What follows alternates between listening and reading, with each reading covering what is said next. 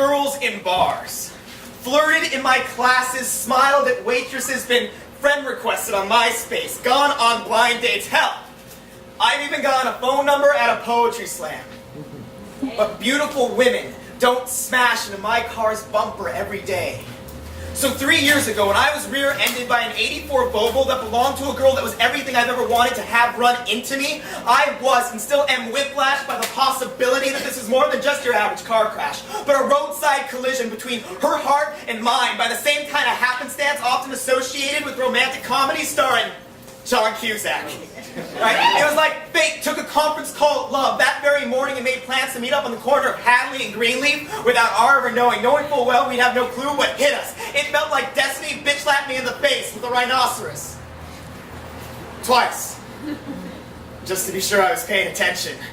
When she got out of her car to assess the damage done, I knew the second I saw her, it was on the inside where I was hit the hardest. I was her crash victim. She was my collision course, and the nerves of my heart still feel pinched by the force of her impact on my life. Calling her drop-dead gorgeous would just be insulting, because I'm sure she could bring the dead back to life just as easily as she could stop a man dead in his tracks. Da Vinci in his most seasoned years could try to sketch her, but still not catch all of her beauty in a masterpiece. And if Helen had a face that could launch 1,000 ships, then hers would bring them back to port only so the sailors could build 1,000 more to launch in her name.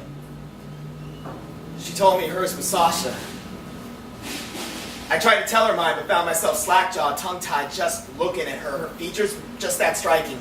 Hair so wavy and seductive she could star in one of those shampoo commercials where the girls are always moaning. And if she did, I'd go out, pick up every bottle of the stuff I could find just to feel in some way I shared in the intimacy of her lathering, rinsing, and repeating.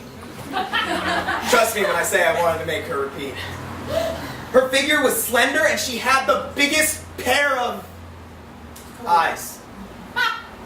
These eyes, they were awesome. They were two signs that read to me the meaning of life in every language known to man all at once. And I can only imagine this is how Moses must have felt when he saw God on fire. In other words, she was fucking hot. I could feel my words melting in the puddles at my feet as I untied my tongue and began to speak, asking her for a date instead of proof of insurance.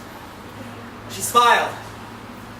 Said she was flattered but had a boyfriend. I told her in any case to please keep my number. Because men, like cars, can be unreliable. And I wanted to be there when her hunk of rusted scrap broke down for good. And she laughed at this.